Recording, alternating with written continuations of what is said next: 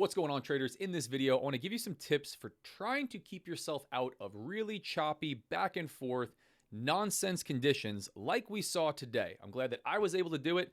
I did put a trade on that I scratched for right around break even that would have been a full stop out live. And before I jump into it, make sure you look at the banner above and below me. You'll see code RDF for all the best deals at your favorite prop firms. Tradeify, 35% off of 50K straight to funded accounts, no eval, and I'm live free, 100% free, every day, trading on YouTube, 9:30 a.m. Eastern, showing you exactly how and what I do.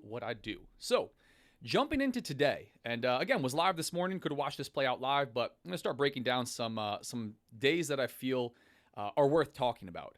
And if we look at how this NYSE session has ended up so far, this is a pretty difficult session. I've already hopped on social media. I see a lot of blown accounts, a lot of red today.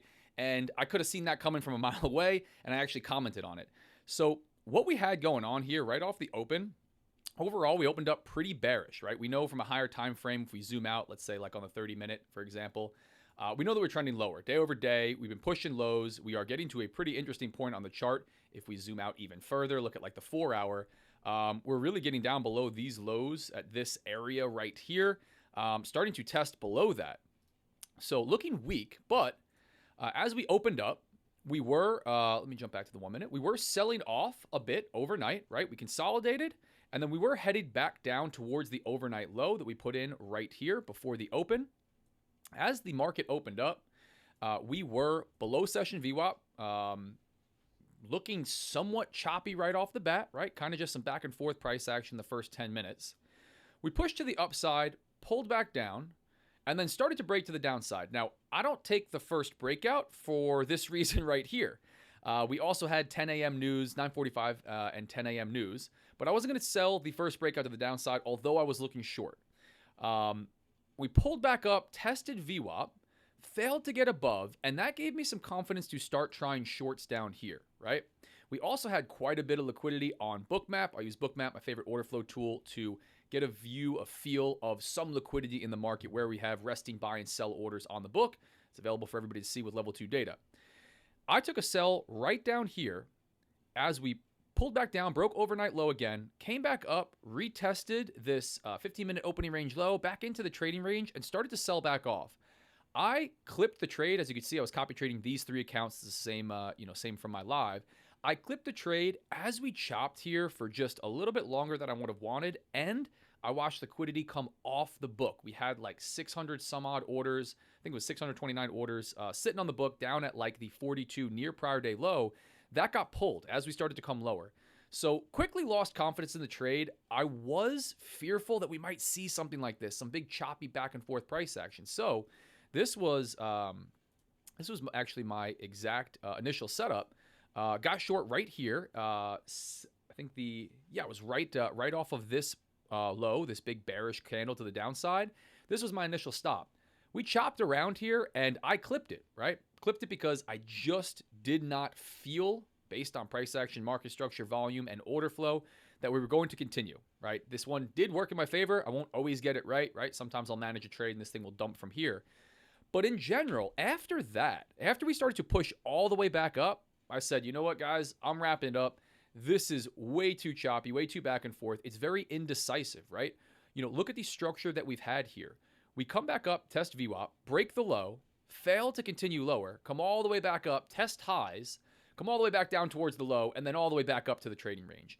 This was some opportunity to the downside here for sure. After, coming down to test these lows again, maybe you caught a sell. But if you were holding on for prior day low or another level that made sense, you would have gotten smoked because we came all the way back up.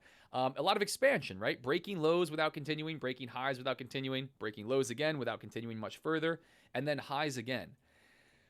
My feel for this has gotten better with experience, but objectively, if you're watching the market and you're doing some top-down analysis and you zoom out and you recognize not only are we not following that higher time frame trend, or we're trending counter on the lower time frames to that higher time frame trend, but we're just chopping around and I'm not getting any direction.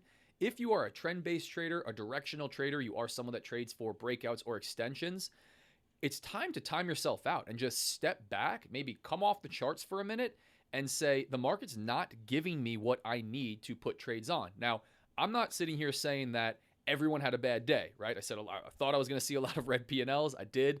But you might be a range trader, and this might be your dream, right? I fully recognize, and I think it's silly when guys hop on that say everyone's a liar that said they did well today, because this might be exactly what you need. Maybe you're selling, highs and buying lows. You're a range trader.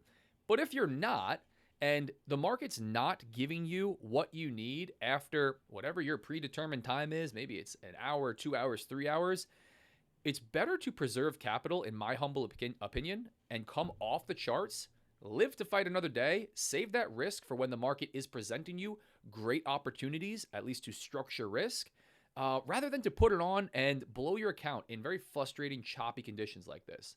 Again, I won't always, and many traders won't always be able to recognize it until it's too late, right? It's easy to say now looking back at the chart, but do what you can. And if that means clarifying some form of rules or objective, a time where you say, hey, if we chop back and forth, break highs and lows, upside and downside, for the first 2 hours, 3 hours of the session, I'm just going to take my hands off and step back. I think that can really help guys out. Again, I think days like this are very, very frustrating. We are waiting to see break out of this consolidation. We get it. We come all the way back down to break the other side. Again, this might be exactly what you need to trade. But for the most part, and again, logging onto social media, I know I was going to see it. Ton of red, ton of big, blown accounts, from a lot of guys. And it's something that can't always be prevented, right? You're going to have tough days in the market. You're going to take losses. But if you recognize a trend within your trading and your data that you end up really struggling on choppy days like this where we expand and consolidate, try to look back and review and say, how could I have identified this a little bit earlier? How could I have saved myself maybe that second and third and fourth loss that I just continued to put risk on in this choppy, not ideal market? And there's a number of ways to do it. Again, for me, it's really recognizing no continuation as we start to break, and a time-based, right? A time-based deal. If we just chop and go back and forth, I don't sit at the charts all day. I'm going to pull myself off after a couple hours because I know I'm going to get impatient. I'm not going to be able to make great trading decisions, 6-7 hours into the session. I don't think many guys will. But try to find what that is for you, how you will identify unideal market conditions for you and your approach, because it's going to be different for everybody. And then stick to that. The market's not going anywhere. It'll be here tomorrow when you wake up. What won't be here is your capital if you put risk on the line and burn it when there's no good trades for you. So that said, if you did have a tough day, do what you can to review, right? Bounce back, get your head back to equilibrium, and try to put some processes in place to prevent that from happening next time. Make sure you have a DLL set. Make sure you have an understanding of your win rate and risk reward roughly, and you structure risk around that. You control risk. So appreciate you guys watching. If you watched this far, again, hope to see you live almost every day, 9:30 a.m. on my YouTube, trading ES right here from my platforms, either on Top Step or Tradeify that I'm working with. And see you guys then. Have an awesome rest of the day.